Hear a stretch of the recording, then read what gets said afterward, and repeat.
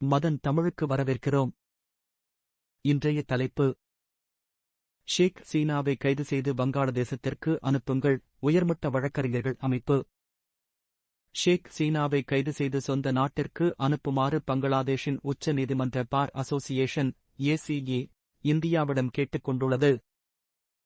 எதிர்ப்பாளர்களின் மரணங்கள் பற்றிய வெளிப்படையான குறிப்பில் ACB தலைவர் எய்ன் மஹ்பூபுதீன் கோகோன், பங்களாதேஷில் சீனா பலரைக் கொன்றதாகக் கூறினார். கோகோன் பங்களாதேஷின் பிரதான எதிர்க்கட்சியான பங்களாதேஷ் தேசியவாதக் கட்சியின் BNP இணைப் பொதுச் செயலாளராகவும் உள்ளார். சீனாவின் வீழ்ச்சியிலிருந்து இஸ்லாமிய ஜமாத் இஸ்லாமியுடன் இணைந்த கட்சி முதன்மையான வெற்றியாளர்கள்.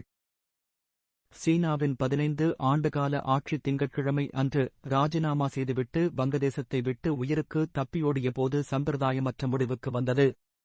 ஞாயிற்றுக்கிழமை அவரது ஆட்சிக்கு எதிரான வெகுஜன இயக்கத்தின் உச்சக்கட்டத்திற்குப் பிறகு அவர் தப்பி ஓடினார். அதில் கிட்டத்தட்ட 100 பேர் கொல்லப்பட்டனர். பங்களாதேஷ் இராணுவம் எதிர்ப்பாளர்களுக்கு பக்கபலமாக இருந்ததால் சீனா தனது பாதுகாப்பிற்காக தப்பி ஓட முடிவு செய்தார். அவள் வேறு நாட்டில் தஞ்சம் அடையும் வரை அவள் தற்போது இந்தியாவில் இருக்கிறாள்.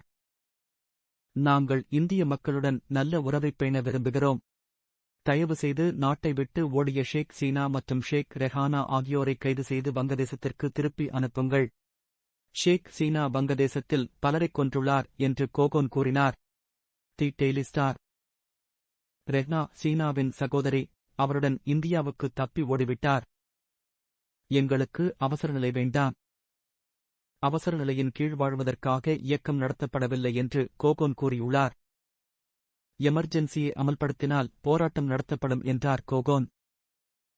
அவசர சட்டம் பிறப்பிக்கப்படும் என்று பேசப்படுகிறது.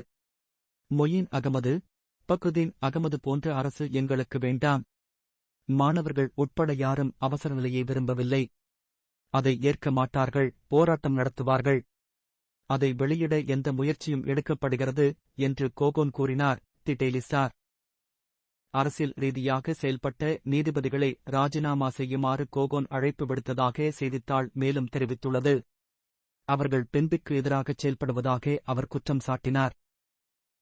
பல நீதிபதிகள் BNP ஆட்களை காவலில் வைக்க உத்தரவிட்டனர் மற்றும் பொய் வழக்குகளில் தண்டனை வழங்கியுள்ளனர். அவர்களின் சத்தியத்தை மீறி அதீத ஆர்வத்துடன் உள்ளனர்.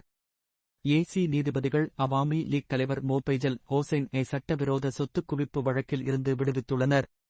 மற்றும் அமன் உல்லா அமான், அரசியல் ரீதியாக தீர்ப்பு வழங்கிய நீதிபதிகள் நீதிபதிகளாக இருக்க தகுதியற்றவர்கள் என்பதை ஒரு வாரத்திற்குள் வெளியிடுமாறு கேட்டுக்கொள்கிறேன். அவர்கள் பதவி விலகவில்லை என்றால் பெயர்கள் என்று செய்தித்தாள் படி கோகோன் கூறினார். இந்த தலைப்பு